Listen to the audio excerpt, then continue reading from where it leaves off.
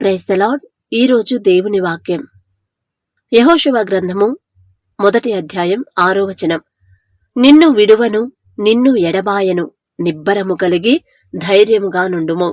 మనం చాలా రోజుల నుంచి మనకున్న శ్రమలు, మనకున్న బాధలు, మనకున్న అప్పులు, ఆర్థిక అవసరతలు తీరాలని, ఉద్యోగం రావాలని, లేదా చేసే ఉద్యోగంలో ప్రమోషన్స్ కోసం గానీ, ఇంకా వేరే వేరే చోట ఏదైనా కాలేజీలో అడ్మిషన్ కోసం గానీ, లేకపోతే ఏదైనా డబ్బు పరంగా గానీ, వాటి కోసమని తండ్రికి రోజు ప్రార్థన చేస్తా ఉంటాము. ఎక్కువ మన ప్రార్థనలో ఇవే కదండి మనం చేసేది. ఇంతకు మించి ఇంకేముంటాయి? మన పిల్లలు మారట్లేదు, పిల్లల కోసం చేస్తాము. అయ్యా, నా బిడ్డలు దారి తప్పిపోతున్నారు, వాళ్ళని సరైన దారిలో నడిపించయ్యా, వాళ్ళు దారి తప్పిపోతున్నారు, నా మాట వినట్లేదయ్యా అని తండ్రికి చెప్తా ఉంటాం. లేదా బిడ్డల వివాహం గురించి చెప్తా ఉంటాం. వివాహం అవ్వట్లేదయ్యా, వయసు అయితే ఇంత వయసు వచ్చింది, నా బిడ్డకి ఇంకా వివాహం కావట్లేదు, ఏ సంబంధాలు రావట్లేదు, ఒకవేళ వచ్చినా అవి కుదరట్లేదయ్యా, నా బిడ్డకి వివాహం అయ్యేలా సహాయం చెయ్యయ్యా అని దేవుని సహాయం అడుగుతాము. తర్వాత ఇంకా వేటి గురించి ఎక్కువ ప్రార్థన చేస్తామండి? గర్భఫలం కోసం. మెయిన్ గర్భఫలం కదా. ఒకటి ఉద్యోగం కోసం చేస్తాము, తర్వాత గర్భఫలం కోసం చేస్తాము. ఉద్యోగం లేకపోతే ఆ కుటుంబాన్ని ఎలా పోషించాలి, వాళ్ళకి అవసరతలు ఎలా తీర్చాలి అని ప్రతి ఒక్కరూ ఉద్యోగం కోసం ఎక్కువ చేస్తాము. ఇంకొకటి గర్భఫలం కోసం. వివాహం అయిన తర్వాత గర్భఫలం రాకపోతే, బిడ్డలు లేకపోతే చాలా చులకనగా చూస్తారు కదా. చాలా మనసుకు బాధ కలిగించే మాటలు అంటా ఉంటారు కొంతమంది. అందరూ అనకపోవచ్చు, ఎక్కడో ఒకళ్ళు ఉంటారు, వాళ్ళంటేనే మనకి మనసు చివుక్కుమనిది కదా.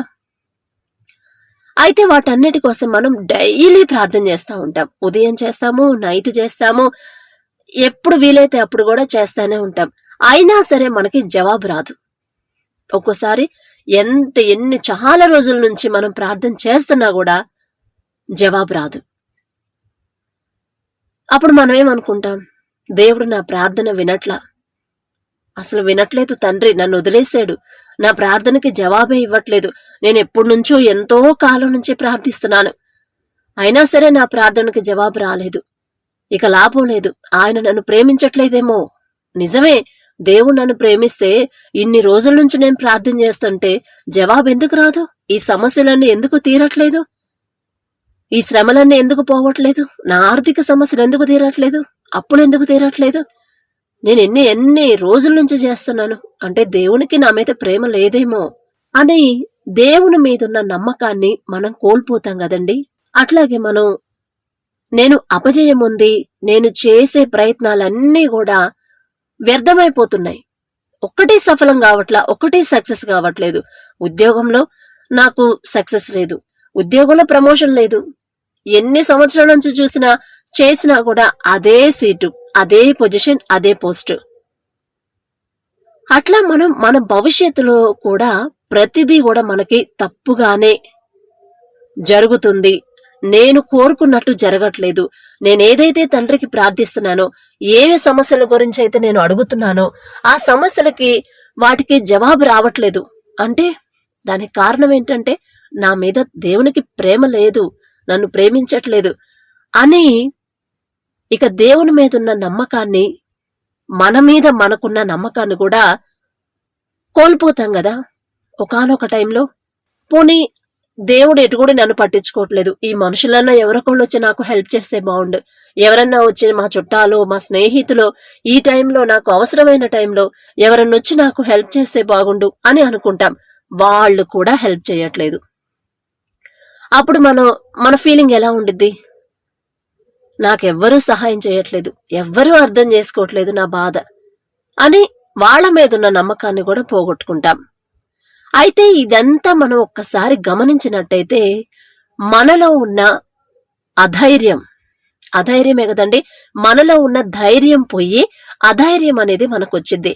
దానివల్ల మనల్ని అట్టడుగు స్థాయికి దిగజార్చిద్ది. అది మన తలంపులే, మన మనసులో మనం అనుకునే మాటలు. ఆ అధైర్యం ఎప్పుడైతే మనకు అధైర్యం వచ్చిద్దో, ధైర్యాన్ని కోల్పోతామో, దేవుడు నన్ను పట్టించుకోవట్లేదు, మనుషులు నాకు సహాయం చేయట్లేదు అని ఎప్పుడైతే అధైర్యపడతామో అప్పుడు మనల్ని అట్టడుగు స్థాయికి మనం దిగజారిపోతామండి. దానివల్ల ఆత్మీయంగా కొన్నిసార్లు శారీరకంగా కూడా బలహీనమైపోతాం కదా. అలా బలహీనమైన సమయంలో మనం ఎప్పుడైతే బలహీనమైపోతామో కరెక్ట్ గా అదే టైంలో అపవాది అనేది ఎంటర్ అవుతాడు. అప్పుడు ఇక మన మైండ్ లో మనకి ప్రేరేపణ వస్తా ఉండిద్ది.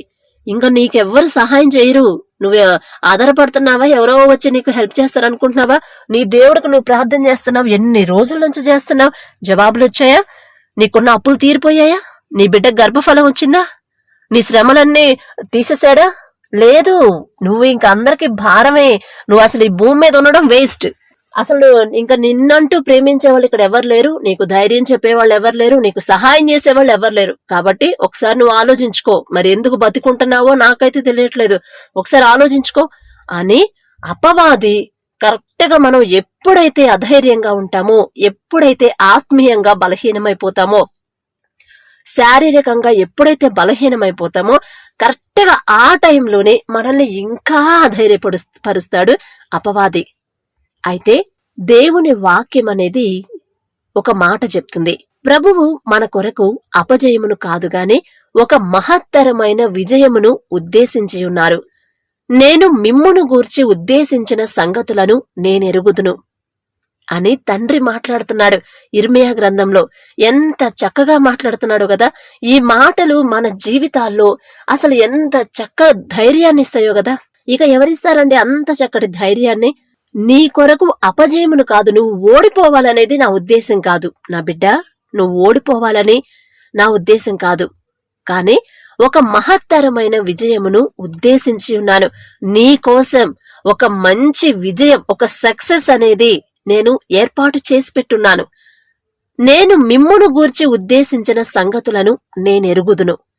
మీకు ఏ టైంలో ఏ సహాయం కావాలి, ఏ టైంలో మీకు ఏ ఆలోచన కావాలి, ఏ సమయంలో మీకు ఎటువంటి ధైర్యం కావాలి అనేది ప్రతి సంగతి కూడా నాకు తెలుసు. ఎందుకంటే నేనే కదా అవన్నీ మీకు ఏర్పాటు చేసి పెట్టాను. అవి ఎప్పుడొస్తాయంటే రాబోవు కాలమందు మీకు నిరీక్షణ కలుగునట్లుగా. అవి సమాధానకరమైన ఉద్దేశములే గాని హానికరమైనవి కావు. రాబోవు కాలం అంటే ఇక్కడ మనకి ఫ్యూచర్. ఈ కాలంలో ప్రతి ఒక్కరు ఫ్యూచర్ ప్లాన్స్ గురించి మాట్లాడుకుంటున్నాం కదా. నెక్స్ట్ 5 years మీ ఫ్యూచర్ ప్లాన్స్ ఏంటి, నెక్స్ట్ 15 years కి మీ ఫ్యూచర్ ప్లాన్స్ ఏంటి అని ప్రతి ఒక్కళ్ళు కూడా మీ ఫ్యూచర్ ప్లాన్స్ అంటే రాబోవు కాలం గురించే మనం ఆలోచిస్తున్నాం కదా. రేపు నేను ఒక తర్వాత 5 సంవత్సరాల్లో ఒక మంచి జాబ్ లో సెటిల్ అయ్యి మంచి ఇల్లు కట్టి పెళ్లి చేసుకొని బిడ్డలు గాని వాళ్ళకి మంచి సెటిల్ అవ్వేలా వాళ్ళకి నేను చూసుకోవాలి వాళ్ళని అని ఫ్యూచర్ ప్లాన్స్ అనేవి ప్రతి ఒక్కళ్ళకు ఉంటాయి కదా. మనకున్న ఫ్యూచర్ ప్లాన్స్ కన్నా దేవుని ఫ్యూచర్ ప్లాన్స్ అనేవి మనకి మంచి సక్సెస్, ఒక మంచి స్టేజ్, ఒక మంచి పొజిషన్ లో ఉండడానికే సహాయపడతాయి. మన ఫ్యూచర్ ప్లాన్స్ మధ్యలో బ్రేక్ అవుతాయి. మనం పెట్టుకున్న ఫ్యూచర్ ప్లాన్స్ అనేవి మధ్యలోనే బ్రేక్ అయిపోవచ్చు, లేదా నష్టం జరగవచ్చు. కానీ మనల్ని సృష్టించిన మన తండ్రి ఫ్యూచర్ ప్లాన్స్ అనేవి వాటి వల్ల మనం నష్టపోయినట్టు, ఎవరైనా నష్టపోయినట్టు మనం బైబిల్లో చూసామండి? ఒక్క చోటైనా చూసామా? దేవుడు నిర్ణయించి పెట్టిన తర్వాత, ఒక కాలం అనేది నిర్ణయించి పెట్టిన తర్వాత ఆ కాలానికి వాళ్ళు వర్ధిల్లారా, లేకపోతే నశించిపోయారా, లాస్ అయ్యారా? ఎక్కడా లేదు కదా. అలాగే ఈ రోజు మీతో దేవుని కృప, దేవుని మాట, దేవుని మాట్లాడుతున్నాడు. ఏమని మాట్లాడుతున్నాడు? మీరు రోజు ప్రార్థన చేస్తున్నారు, అవన్నీ నేను వినట్లేదని మీరు అనుకుంటున్నారా? లేదమ్మా, నేను ప్రతి ఒక్కటి నేను వింటున్నాను. మీరు ఏ ఏ అవసరతల కోసం నన్ను అడుగుతున్నారో, వేటి కోసం మీరు ఎదురు చూస్తున్నారో, ఏవి తీరాలని మీరు అనుకుంటున్నారో, మనస్ఫూర్తిగా కోరుకుంటున్నారో, మీకు ఏవి జరగాలని, ఏ మంచి జరగాలని మీరు అనుకుంటున్నారో, వేటి గురించి మీరు అడుగుతున్నారు, ప్రతిదీ నాకు తెలుసు. ఎందుకంటే మన తండ్రి ఉన్నవాడు అనువాడు కదా. ఎక్కడైనా తండ్రి ఉండగలడు. మనం మాట్లాడే మాట, మన ఆలోచన, మన హృదయంలోకి తలంపు రాకమునిపే దాన్ని ఎరిగి ఉన్న తండ్రి కదా. మరి అలాంటి తండ్రికి మనకి కావలసిన అవసరత లేదో, మనకున్న శ్రమలేంటో, మనకున్న ప్రాబ్లమ్స్ ఏంటో ఆయనకు తెలీదా? ప్రతిదీ తెలుసు. అయినా సరే ఎందుకు ఆగుతున్నానమ్మా అంటే దానికి సమాధానమే ఈ వాక్యం. ఇవన్నీ నాకు తెలుసు, మీరు రోజు అడుగుతున్నారు, అవన్నీ నాకు తెలుసు, అవన్నీ నేను తీర్చగలను, నేను మాత్రమే తీర్చగలను మీ సమస్యను, ఇంకెవ్వరు తీర్చలేరు. అవన్నీ తెలిసి కూడా నేను ఎందుకు సైలెంట్ గా ఉన్నానంటే ఇదిగో దానికి ఆన్సర్ ఇదే. మీకు అపజయం కలగాలని నేను కోరుకోవట్లేదు, కానీ ఒక మహత్తరమైన విజయం, మామూలు విజయం కాదండి, సూపర్ సక్సెస్ అంటారే, అలాంటి విజయాన్ని తండ్రి ఉద్దేశించున్నాడు, మనకి ఏర్పాటు చేస్తున్నాడు ఫ్యూచర్ లో. అది కూడా యిర్మీయా గ్రంథం 29వ అధ్యాయంలో మనం చూస్తే, నేను మిమ్మును గూర్చి ఉద్దేశించిన సంగతులను నేనెరుగుదును. మీరు ఏమేమి అడుగుతున్నారో నాకు తెలుసు, మీకు ఏమి ఇవ్వాలో నాకు తెలుసు, ప్రతిదీ నాకు తెలుసు. అయితే ఇప్పుడు నేను ఎందుకు ఇవ్వట్లేదంటే రాబోవు కాలమందు ఇప్పుడు మీకు ఇచ్చానంటే ఫ్యూచర్ లో మీకు ఇబ్బంది అయింది. అలా మీరు అట్లా ఇబ్బంది పడతాం నాకు ఇష్టం లేదు. కానీ రాబోవు కాలంలో ఎప్పుడు మీకు జవాబివ్వాలి, మీరు అడిగినవన్నీ నేను ఇవ్వాలంటే ఒక టైం అనేది నేను ఏర్పాటు చేసి పెట్టాను. ఫ్యూచర్ ప్లాన్స్ నాకున్నాయి, మీ ఎడల నాకున్నాయి. నా ఫ్యూచర్ ప్లాన్స్ ప్రకారం మీకు నేను ఇస్తాను, విజయాన్ని ఇస్తాను. అది కూడా మామూలు విజయం కాదు, సూపర్ సక్సెస్ నేను ఇస్తాను, ఇవ్వబోతున్నాను. రాబో కాలమందు మీకు నిరీక్షణ కలుగునట్లుగా, అంటే వర్ధిల్లునట్లుగా, అవి సమాధానకరమైన ఉద్దేశములే కాని హానికరమైనవి కావు అని యిర్మీయా గ్రంథము 29వ అధ్యాయంలో మనం చదువుకుంటాం. ఫ్యూచర్ లో మీకు నిరీక్షణ అనేది, అంటే మీరు వర్ధిల్లడం అనేది చాలా ఇంపార్టెంట్. సక్సెస్ అవ్వాలి, ప్రతి దాంట్లో బ్లెస్డ్ గా ఉండాలి, ప్రతి విషయంలో కూడా మీరు పై పొజిషన్ లోనే ఉండాలి. దానికి మీరు నిరీక్షణ కలిగి ఉండాలి. అంటే మన ఓపిక, మన సహనం, ఎంతవరకు మనం అధైర్యపడకుండా మనం ఉండగలుగుతున్నాం అనే దాని గురించే తండ్రి అవన్నీ ఆపుతున్నాడు. అవి సమాధానకరమైన ఉద్దేశములే గాని మీకు హాని కలిగించేవి కాదు. మీరేదో నిస్సహాయంలోకి వెళ్ళిపోవాలని, నిస్పృహలోకి వెళ్ళిపోవాలని, అధైర్యంలోకి వెళ్ళిపోవాలని, మిమ్మల్ని ఏదో నిస్సహాయ స్థితిలో వదిలేయాలని, ఎడారిలో వదిలిపెట్టాలని నా ఉద్దేశం కాదు. నే రాబోయే కాలంలో మీకు నిరీక్షణ కలుగునట్లుగా, మీరు ఇంకా సూపర్ సక్సెస్ పొందాలంటే, సూపర్ సక్సెస్ మీకు రావాలంటే ఇంకొంతకాలం వేచి ఉండాలి. అది కూడా చాలా ఓర్పు సహనంతో ఉండాలమ్మా. అలాంటి ఓర్పు లేనప్పుడు మనకి దేవుని మీదున్న నమ్మకం తీసేస్తాడు అపవాది. అప్పుడు తండ్రి సమాధానం, నా ప్రార్థనకు ఎందుకు జవాబు రావట్లేదంటే ఇందుకే, ఇదిగో ఇది మీరు క్వశ్చన్ అడిగారు కదా, నేను ఆన్సర్ చెప్తున్నాను అని. రాబో కాలమందు మీకు నిరీక్షణ అంటే వర్ధిల్లులాగున అవి సమాధానకరమైన ఉద్దేశములే గాని మీ కొరకు తండ్రి ఉద్దేశించిన ఒక మహత్తరమైన విజయం అనేది ఉంది. దానికోసం తండ్రి వెయిట్ చేస్తున్నాడు, ఆ టైంకి వాళ్ళకి ఇవ్వాలి, మనకివ్వాలని. దానివల్ల నేను లేట్ చేయడం వల్ల మీకు నష్టం అయితే జరగదు, మీకు ఎటువంటి హాని జరగదు. సమాధానకరమైన ఉద్దేశాలే, సమాధానకరమైన సక్సెస్లే మీరు చూడబోతున్నారు, సమాధానకరమైన ఆశీర్వాదాలు మీకు రాబోతున్నాయని తండ్రి చెప్తున్నాడు. ఇక అంతకన్నా ధైర్యం, అంతకన్నా నిరీక్షణ, అంతకన్నా మనకి ఎవరిస్తారండి అంత ధైర్యం? మన ఫ్రెండ్స్ ఇస్తారా? మన పేరెంట్స్ ఇస్తారా? లేకపోతే మన రిలేటివ్స్ ఇస్తారా? ఎవ్వరూ ఇవ్వలేరు కదా అంత గొప్ప. అసలు మన ఫ్యూచర్ ప్లాన్స్ ఇప్పుడు మనంతట మనం ఏర్పాటు చేసుకుంటాం, ఫ్యూచర్ ప్లాన్స్ అనేవి మనం పెట్టుకుంటాం. కానీ మన కోసం వేరే వాళ్ళు ఎవరైనా ఫ్యూచర్ ప్లాన్స్ ఏర్పాటు చేసి పెడతారా? ఇదిగో ఒకవేళ మన ఫ్రెండ్సే ఉన్నారనుకో, అరే ఇదిగో నువ్వు ఈ టైంలో ఆ కంపెనీలో ఉద్యోగం చెయ్యి, జాబ్ చేసిన తర్వాత ఇదిగో ఆ టైంలో నీకు ఒక ఇల్లు ఇస్తారు, ఒక అది ఇస్తారు, ఒక ఇది చేసుకో అని మన ఫ్రెండ్ మనకి ఏర్పాటు చేసి పెడతారా? పెడితే మేబీ మన పేరెంట్స్ పెట్టొచ్చు, అది కూడా కొంతకాలం వరకే, అది కూడా పూర్తిగా ఇవ్వకపోవచ్చు. కానీ మన తండ్రి, మనల్ని సృష్టించిన ఆ సృష్టికర్త ఫ్యూచర్ ప్లాన్స్ అనేవి మన కోసం ఏర్పాటు చేసి పెట్టాడు. అవి సమాధానకరమైన ఫ్యూచర్ ప్లాన్స్. మనకిక ప్రశాంతంగా ఉండిద్ది. ఎటువంటి గొడవలు, అపోహలు, నిందలు, నిస్పృహలు, అధైర్యం గాని ఏముండదు. సమాధానకరమైన ఫ్యూచర్ ప్లాన్స్ అనేవి తండ్రి మన కోసం ఏర్పాటు చేసి పెట్టాడు. అలాగే ఇప్పుడు మనం బైబిల్లో కూడా ఇట్లా అధైర్యము నొందిన కొంతమంది భక్తులను చూసినట్టయితే, అధైర్యం అనేది అపవాది యొక్క మిక్కిలి కీడైన ఆయుధములలో ఒకటి. ఏదైనా తోటలోనూ వాడు అదే తంత్రమును ఉపయోగించాడు కదా. ఏం చెప్పాడు స్త్రీతో? దేవుడు మంచివాడు కాదు, నిజంగా మిమ్మల్ని ప్రేమించి నిజంగా మీ మీద బాధ కలిగి ఉంటే ఆ చెట్టు ఫలాన్ని ఎందుకు తినొద్దంటాడు?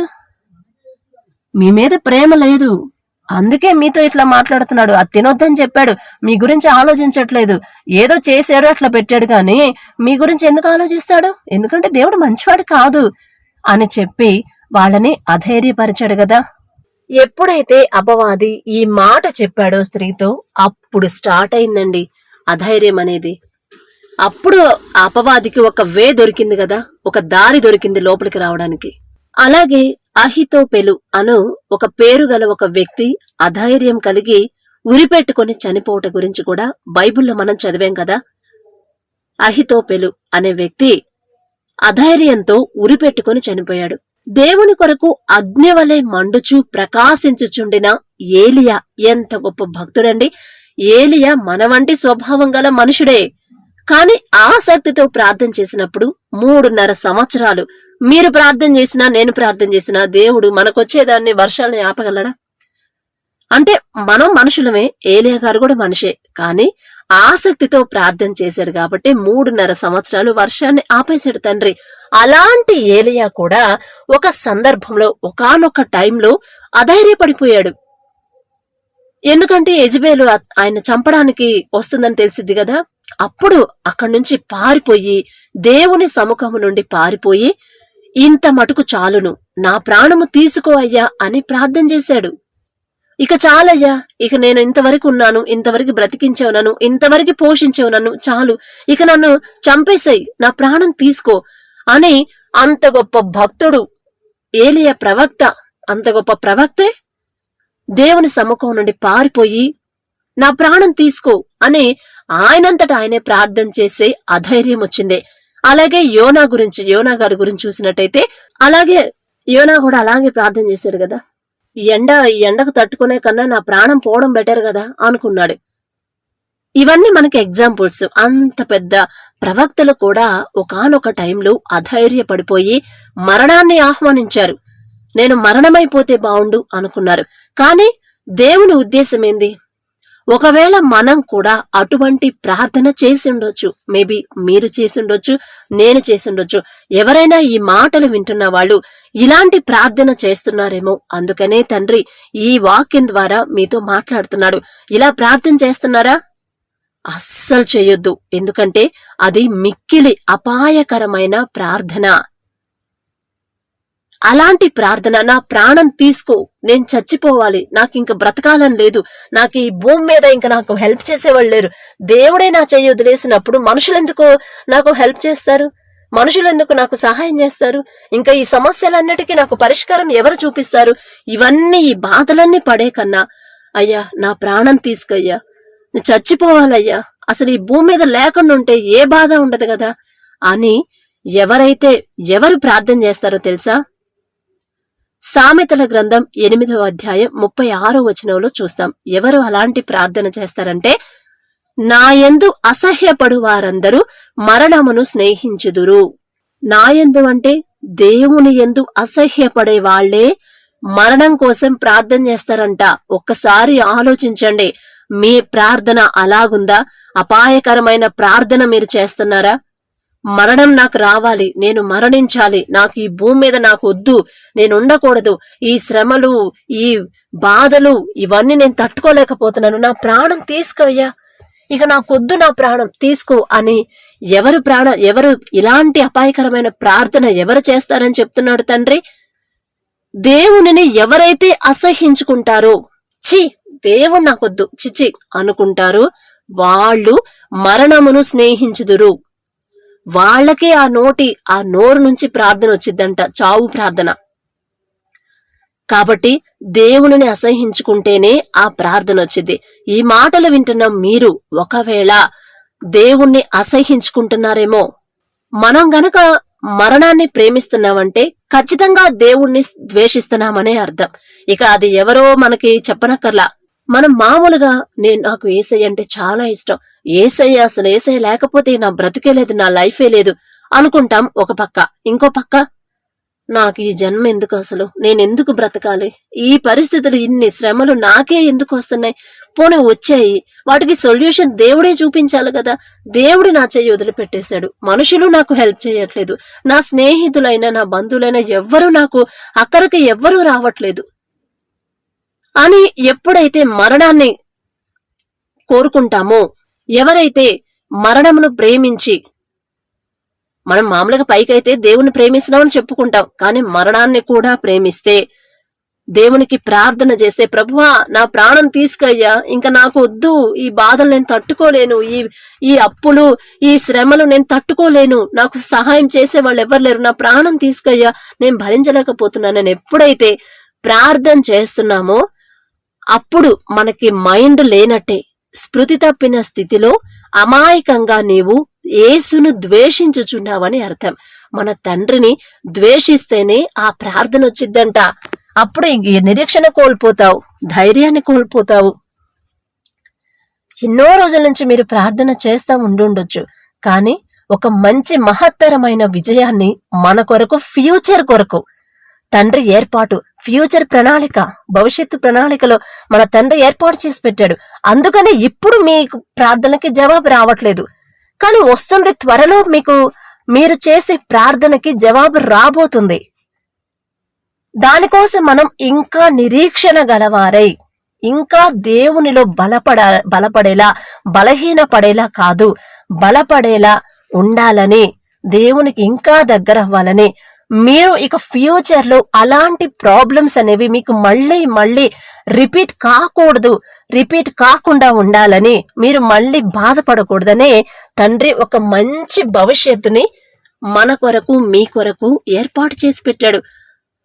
అది గ్రహించండి. ఈ మాటల ద్వారా మీరు గ్రహించి, ఒకవేళ మీకు ప్రాణం తీసుకో అనే ప్రార్థన వస్తే అది అపవాది మనకి దేవునికి మధ్యలో ఉన్నట్టు.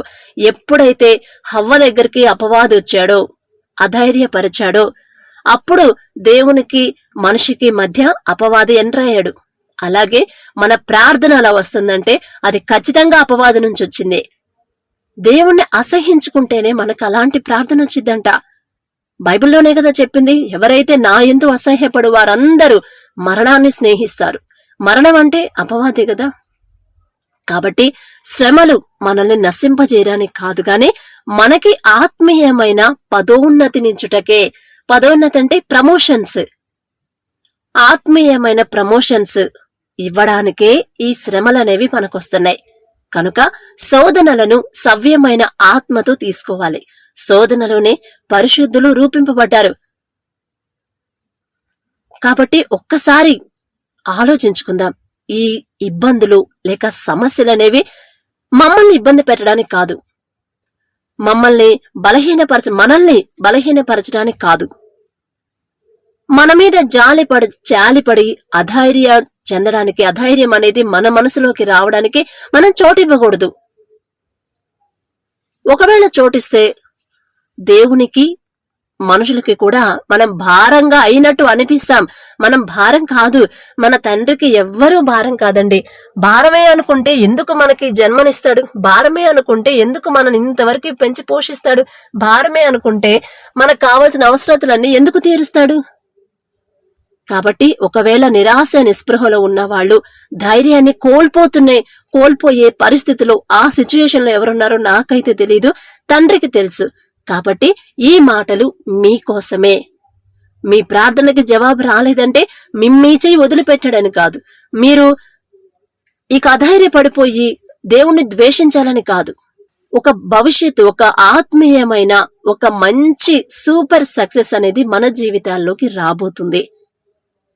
ఆ సూపర్ సక్సెస్ ని, ఆ ప్రమోషన్స్ ని మనం పొందుకోవాలంటే మనకి నిరీక్షణ అనేది చాలా అవసరం అండి.